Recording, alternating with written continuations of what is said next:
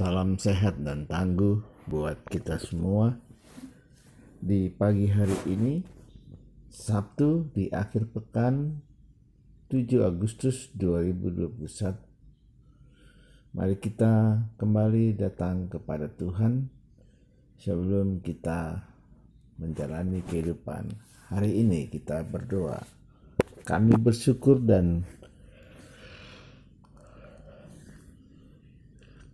berterima kasih ya Tuhan, oleh karena kasih-Mu sehingga kami pada pagi hari ini di akhir pekan kami naikkan syukur kami bersama keluarga kami, dan biarlah hari ini kami boleh belajar firman-Mu untuk melihat bahwa Tuhanlah pencipta segala sesuatu yang ada di dunia ini Tuhan, baik terang maupun gelap.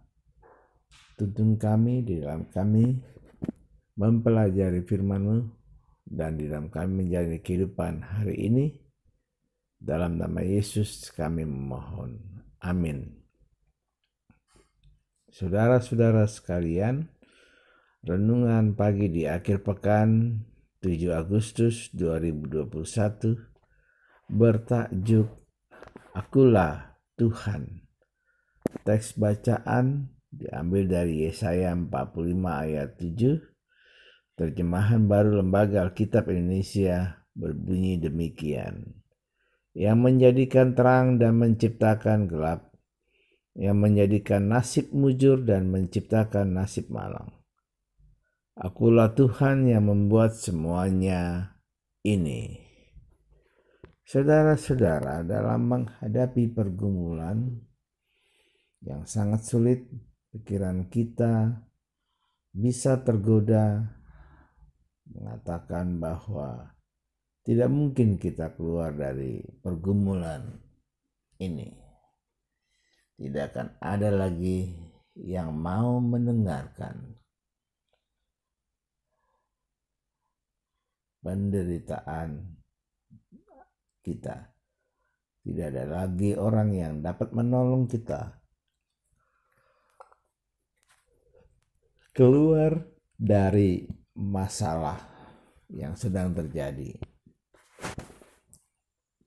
Pada dasarnya, jika kita terlebih dahulu mengandalkan pikiran sendiri, mengandalkan orang-orang di sekitar kita, saat menghadapi pergumulan, maka hal itu berdampak kurang baik terhadap diri sendiri. Sebagaimana orang Israel ketika menghadapi pembuangan ke Babel, mereka beranggapan bahwa tidak ada lagi pemimpin yang dapat menolong mereka lepas dari pembuangan ini. Mereka akan selamanya mengalami pembuangan sebab pikiran mereka mengatakan bahwa semua orang Israel, para pemimpinnya yang telah tertawan dan ikut ke dalam pembuangan, maka siapakah yang dapat memimpin mereka kembali ke Yerusalem? Yesaya pasal 45 ini menceritakan kepada kita bagaimana Allah memilih Kores yang merupakan raja atau seorang penguasa yang bukan dari umat pilihan Allah, namun diurapi Allah. Mengapa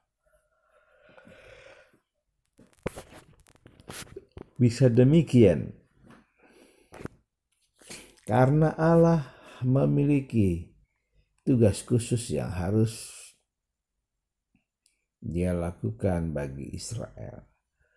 Kores akan mengizinkan kota Allah Yerusalem dibangun kembali, dan dia akan membebaskan orang-orang buangan itu tanpa mengharapkan balasan apapun. Allah yang mengizinkan orang Israel mengalami pembuangan ke Babel dalam rangka mengajar mereka atas apa yang telah mereka perbuat bagi Allah. Mereka telah diingatkan dituntun oleh Tuhan, dan banyak hal yang telah Tuhan kerjakan bagi mereka. Namun mereka lebih sering berpaling dari Allah. Maka dalam hukuman pembuangan ke Babel, sejatinya karena Allah mengasihi mereka, agar mereka bertobat dan memohon pengampunan dari Allah. Di tengah keadaan seperti inilah yang mereka hadapi, Allah menyediakan solusi di luar pemikiran orang Israel. Orang Israel yang beberapa sudah diambang keputusasaan, namun tetap ada yang berharap kepada Tuhan.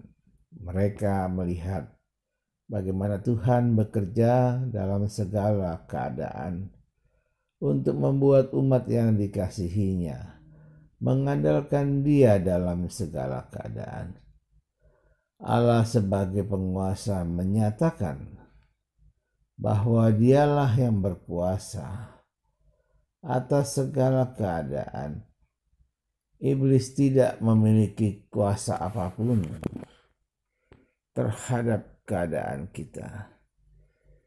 Jika suatu keadaan yang sulit sekalipun yang sedang kita hadapi, kita percaya semua itu diizinkan Tuhan terjadi untuk semakin mendewasakan iman, menguatkan dan memurnikan hati sebagai pengikut Kristus.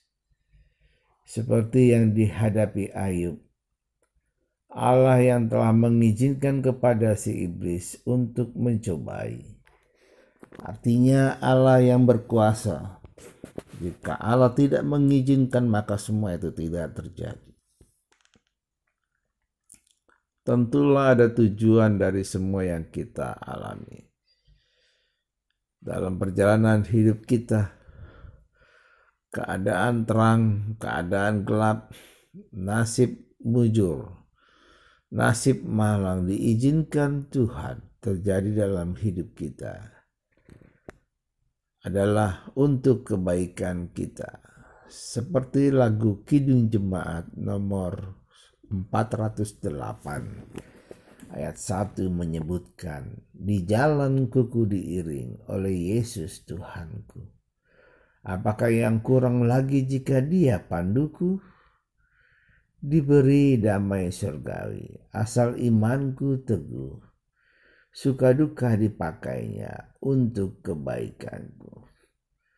Suka duka dipakainya untuk kebaikanku. Allah adalah penguasa atas terang dan gelap, atas masa baik dan buruk.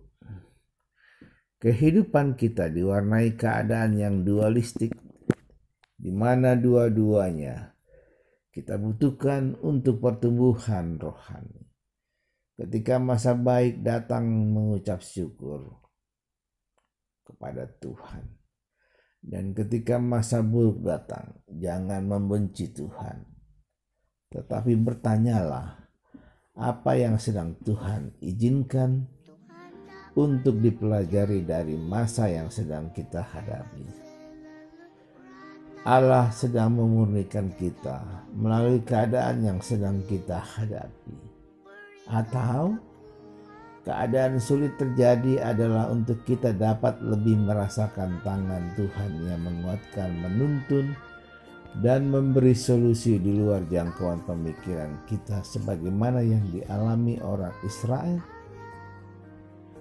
Justru orang yang tidak pernah terpikirkan, mereka yang dipakai, yang diurapi Tuhan untuk membebaskan mereka dari pembuangan, bahkan membangun kota Yerusalem. Banyak cara Allah menolong kita dalam segala keadaan yang terjadi dalam hidup ini.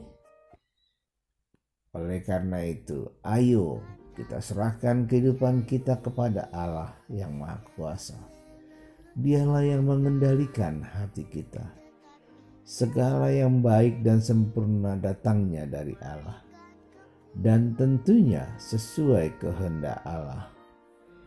Dia tidak pernah mengizinkan sesuatu terjadi dalam hidup ini melebihi kekuatan kita. Dialah Allah yang mengenai kemampuan kita. Serahkanlah hidupmu kepadanya, terlebih dalam masa sulit kita sekarang ini.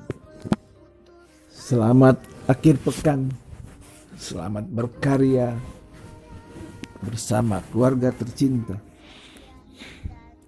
di tengah kehidupan hari ini.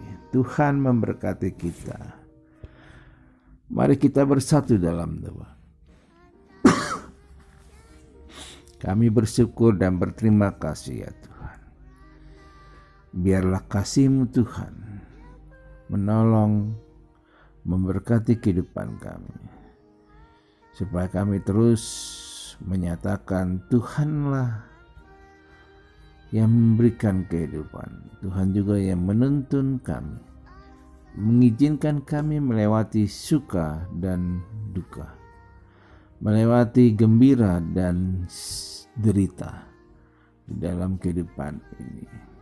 Kami memohon berkat-Mu Tuhan untuk keluarga kami, untuk kami menjalani hidup di akhir pekan. Dalam nama Yesus kami bersyukur. Amin. Tuhan tak pernah janji jalan selalu rata, tetapi Dia